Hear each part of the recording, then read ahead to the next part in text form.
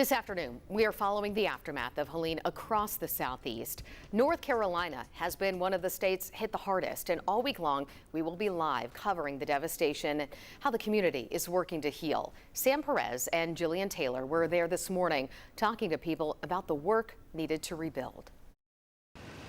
Right now, I'm standing on the outskirts of Biltmore Village. It's an area about 6 minutes from downtown Asheville that was just hit hard by the storm on Friday. So I'm going to show you a little bit of the damage that we're seeing. You can see there are structures here in the trees hanging from limbs, different pieces of debris like this cardboard here. Then if we look up here, even chairs, there's everything in these branches. And again, we're just on the outskirts. We're not even in the main part of the village where this destruction happened.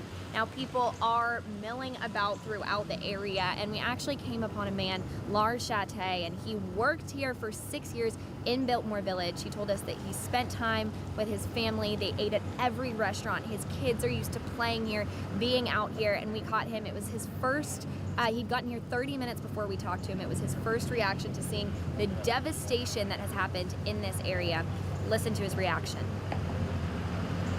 I knew it was bad, but you always hope that it's not going to be that bad, and this is just a fraction of what has happened to Western North Carolina, and that's, you know, it's of course impactful because this is the community I've spent the last 5.5 years in. About where you see the first responders parked in the road up there where they're turning people around is where my business is that I've been running. You know, raising two kids here in the mountains with my wife. We've gone to most of these restaurants together as a family. This community is so important to us, and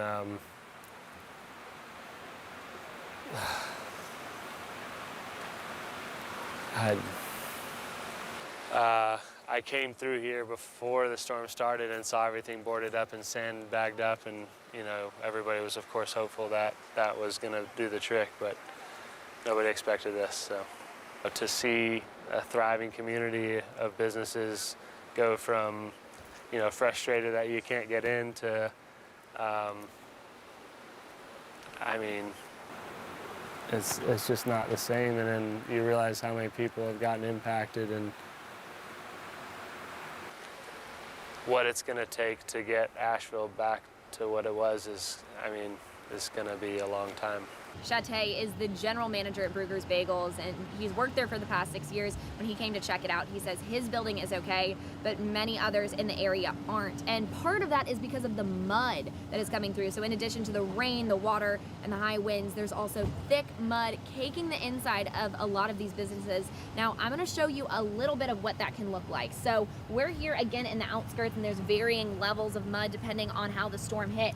But here on the side, I'm by the side of the road, it's hardened just a little bit, but as you can see, my boot is quickly sinking. This is inches deep, maybe even up to a foot, and it is thick. So again, this is coating the inside of restaurants, of businesses here in Biltmore Village as crews are working to clean that mud out. So we are here in Asheville. We're going to continue bringing you stories of how this community is dealing with the impacts of Hurricane Helene. For now, I'll send things back to you.